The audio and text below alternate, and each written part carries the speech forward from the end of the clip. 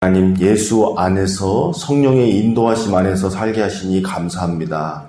우리 인생이 주님의 언약과 신실하심 안에서 인도함 받고 있음에 감사와 찬양을 드립니다. 아브라함과 사라와 또 그의 자손 이삭과 리브가를 신실하게 이어가게 하시는 하나님을 찬양합니다. 오늘 우리에게도 하나님의 살아계심과 그 선한 손길을 경험하게 하여 주옵소서. 믿음의 눈으로 또 순종함으로 하나님 살아계심을 경험하기를 원합니다. 예수님의 이름으로 기도드리옵나이다. 아멘. 네, 오늘 창세기 24장으로 함께 가시겠습니다. 어제 수요 기도에 이어서 오늘 말씀을 보려고 하는데요. 지금 하나님께서 여호와 이레 이삭을 위하여서 순 양만을 준비한 것이 아니라 영원을 준비하시는, 그러니까 아브라함에게 이삭을 바치라고 했을 때 하나님은 분명히 먼저 대책이 있으시고 더 큰 복을 준비하고 계셨습니다. 그래서 여호와 이레 순양을 이삭의 생명 대신 미리 준비하신 그 하나님, 물론 그것은 아브라함과 이삭의 순종을 통해서 경험되어질 수 있는 하나님의 선제하심과 준비하심입니다. 이렇게 순종했더니 하나님께서 이렇게 미리 예비하셨구나, 더 나아가서는 나를 아셨구나, 이런 고백이 나오게 되는 장면이죠. 그런데 하나님께서 거기서만 그치지 아니하고 또다시 한번 약속을 주세요. 그 내용을 한번 읽어보도록 하겠습니다. 우리 2장 한번 읽어드립니다. 22장. 자, 22장에서 14절에서 18절까지 말씀입니다. 우리 함께 읽습니다.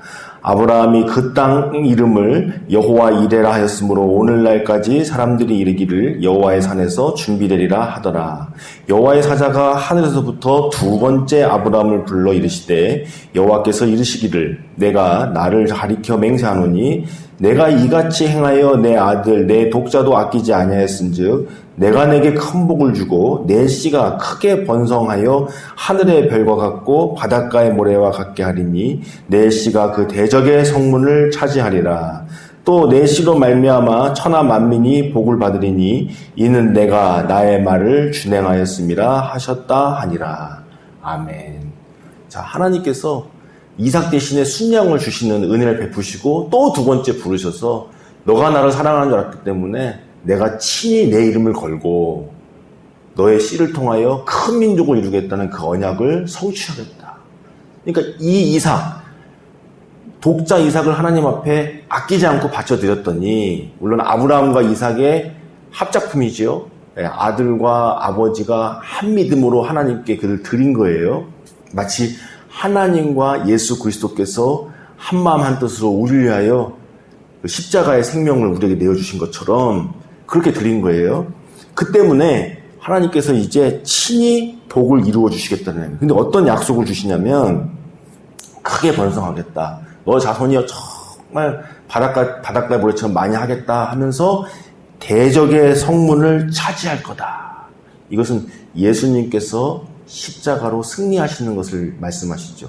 마귀를 깨뜨리시고 우리를 구원하시는 하나님 나라를 이루시는 그 놀라운 영원한 약속을 지금 주신다는 거예요. 그래서 내 씨가 그 대적의 성문을 차지할 거다라고 하나님께서 약속을 해주세요. 근데 이것을 구체적으로 어떻게 이루어 주시느냐. 이삭이 이제 훗날 리브가를 만나서 믿음의 가정을 이루는 것으로부터 그것이 이루어지는 거죠. 구체적으로는요. 그렇죠. 그래서 이것이 최종적으로 어떻게 이루어지는지 어제는 이제 그 중간중간을 좀 잘 살펴봤다면 오늘 끝으로 가가지고 어떻게 이어지는지를 먼저 보고 오늘 한두 가지만 교훈을 보도록 하겠습니다. 뒤로 쭉 넘어가셔서 24장 마지막입니다. 55절에서 60절까지입니다. 자, 이 장면은 어떤 장면이냐면 종 엘리에셀이 리브가를 만난 거예요. 근데 그 리브가를 만나자마자 그 다음날 가나안 땅으로 데려가겠다고 하는 겁니다. 그랬더니 삼촌하고 어머니가 깜짝 놀라서 아니 어떻게 이게 갑작스럽게 데려갑니까? 며칠이라도 열흘이라도 여기서 좀 아쉬운 마음을 달래고 데려갈 거 아닙니까? 그랬더니 엘리에셀이 아닙니다. 곧장 가야 됩니다. 이렇게 이야기를 해요. 딸이 왔습니다. 리브가 역시 곧장 가겠습니다. 하나님의 뜻인 걸 확인했으니까 곧장 가겠습니다. 역시 그 시아버지의 그 며느리예요. 엘리에셀이 아브라함에게 가장 먼저 질문했던 게 그겁니다. 만약에 하나님이 예비하신 그 짝을 만났는데 안 온다고 하면 어떡합니까? 이삭을 그쪽으로 데리고 갈까요? 엘리에셀은 매우 하나님을 깊이 아는 사람이었고 삶의 지혜가 충만한 사람이었어요. 그래서 이 일의 가장 마지막 장애물이 뭔지를 알았던 사람이고 또 정말 중요한 게 뭔지를 아브라함에 재차 묻는 거예요. 하나님의 짝을 만나는 것도 중요하지만 하나님의 약속의 땅을 지키는 것도 중요한데 이게 둘이 부딪히면 어떻게 됩니까? 처음부터 물어봤어요. 그 짝을 짜셨는데 안 온다고 하면 어떡합니까? 아브라함이 이야기해요. 안 데리고 가도 된다. 이삭 데리고 가지 말아라. 그건 네 책임이 아니다. 뭐가 중요한지를 아는 거죠. 왜 하나님의 짝을 만나야 되는지 참된 본질, 하나님 나라를 위하여. 이 족속이 아브라함과 사레에 이어서 이삭과 믿음의 여인으로 이어지는 그런 믿음의 가문으로 쭉 이어가기 위해서 그 만남을 위해서 보내는 것인데 이삭을 그쪽으로 데리고 가면 어떡하냐. 약속의 땅을 떠나면 어떡하냐.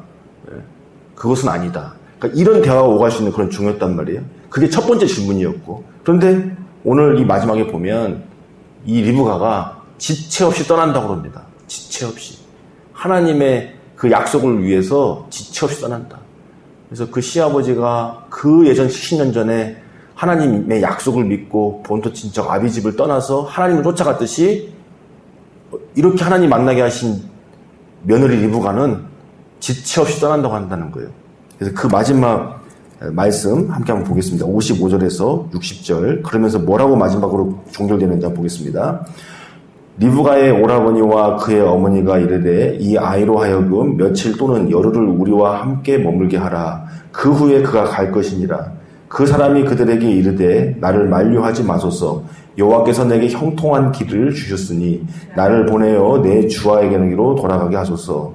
그들이 이르되 우리가 소녀를 불러 그에게 물으리라 하고 리브가를 불러 그에게 이르되 내가 이 사람과 함께 가렸느냐. 그가 대답하되 가겠나이다.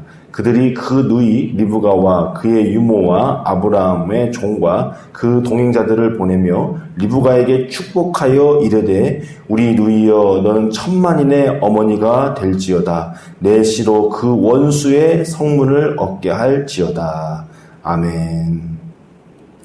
자, 여기 보면 마지막 60절에 보면 그 어머니와 삼촌이 축복하잖아요. 너는 천만인의 어머니가 될 거고 그리고 내 씨로 원수의 성문을 얻게 할지어다.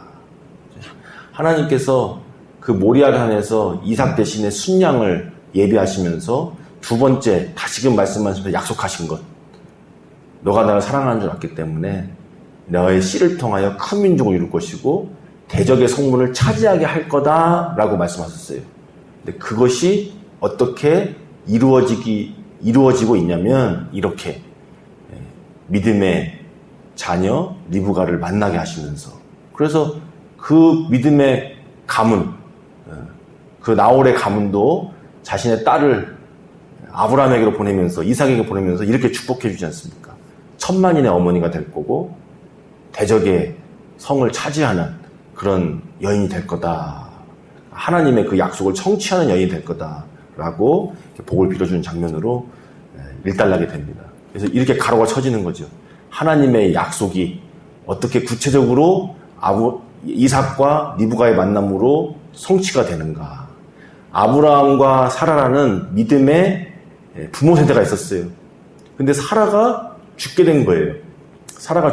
드디어 이제 나이가 차서 이제 사라가 죽게 된 거예요. 오늘 마지막 교훈입니다. 사라도 127세를 살고 100세, 20세, 7세를 살았다고 이렇게 표현을 해줘요. 하나님 앞에 살았다는 거예요. 그냥 단순히 127세 살았더라 그런 말이 아니라 히브리어 원어를 보면 100세, 20세, 7세를 사셨다. 그런데 하나님 안에서 누린 삶이었다 이렇게 표현을 줍니다. 하나님 안에서 누린 삶이었다. 그 일평생의 삶이 정말 남편 아브라함과 우여곡절이 가득했고 때로는 고난이었고 역경이었고 두 번이나 다른 사람의 첩이 될 뻔했고 남편은 전쟁터에 나가서 죽을 뻔하는 것을 보게 되고 그 수많은 믿음의 세월, 역경의 세월, 고난의 세월, 하지만 한때는 또 하갈을 통해서 이스마엘을 낳는 큰 범죄를 저지르고 했던 그런 여인의 삶이었는데 하나님께서 그 일평생의 삶을 누렸다라고 이야기를 해주는 거예요. 하나님 앞에서 누린 삶이다. 살아온 삶이다. 그렇게 해서 사라가 죽게 되잖아요.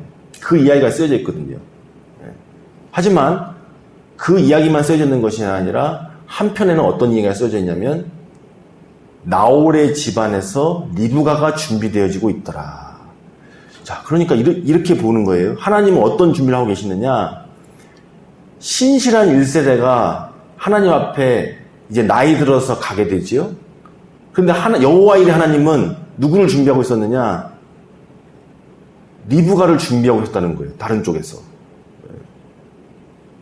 그러니까 아브라함으로부터 이삭으로 넘어가야 되는데 하나님께서 친히 여호와 일의 하나님께서 그 이삭을 위한 짝 리브가를 다른 쪽에서 나홀의 집안에서 신실하게 준비하고 계셨다.